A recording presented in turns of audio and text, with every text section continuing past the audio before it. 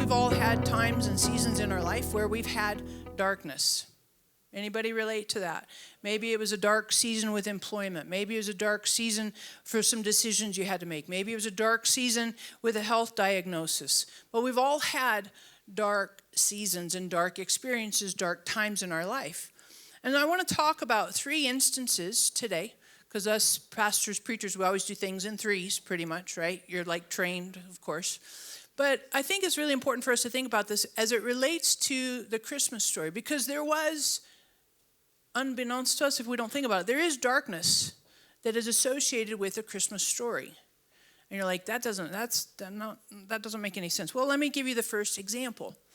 You know, when Gabriel appeared to Mary in Luke chapter 1, he shows up on the scene and he says, "Hey, highly favored one, you're going to be pregnant." I'm just going to tell you that if you are a teenage girl at this time in history, in this culture, that's not fantastic news. You are unwed. This is a highly legalistic, religious culture. And if you were found to have had sex out of wedlock, pregnant, the legal results that were you were to be stoned, you were to be killed. So, yeah, it's Gabriel, and yeah, he's an angel, and yeah, we're like 2,000, 3,000 years later, so we're like, woohoo, great news. But I don't think that she was super stoked to hear that, hey, you're going to be pregnant out of wedlock. Okay. Maybe that's good, but I don't know. If I was in her sandals, that would make me a little twitchy.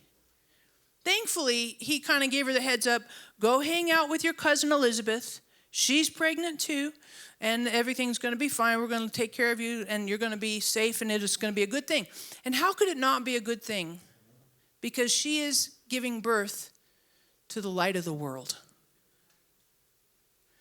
But in the midst of that news, it was a contrast.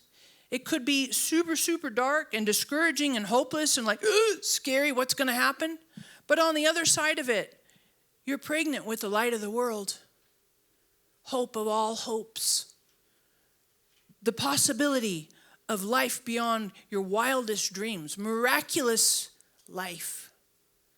And I bring this to your attention because I think sometimes we get discouraging news.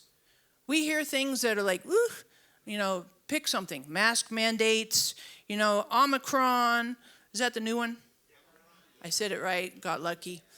Or pick something, it's the bills that are coming due, national debt. You're like, pick something. But in the midst of darkness, Jesus is the light of the world. He gives us hope. He gives us purpose. He gives us vision. He gives us life. Life when it seems like it should be super bleak and discouraging and grim. And this is the way Jesus came into human existence. Was on a very dark, discouraging note for some perspectives, but really light for the entire world.